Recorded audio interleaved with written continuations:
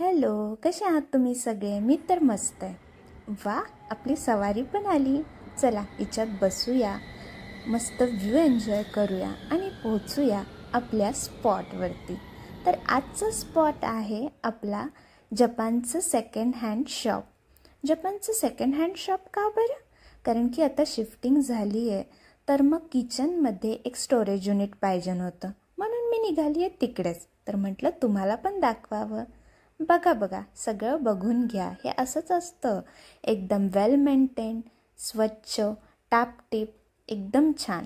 वाटणारही नाही की हे सेकंड हँड आहे, कारण याचा वापर जपानी लोक करतात आणि मेंटेनसुद्धा जपानी लोक करतात. त्याच्यामुळे इतकं सगळं छान सुंदर दिसतंय. हे सगळं घेऊशी वाटत होतं बरं का, पण काय करणार, नवऱ्यासोबत असला की सगळं नेक्स्ट टाईम घेऊ असं होतं.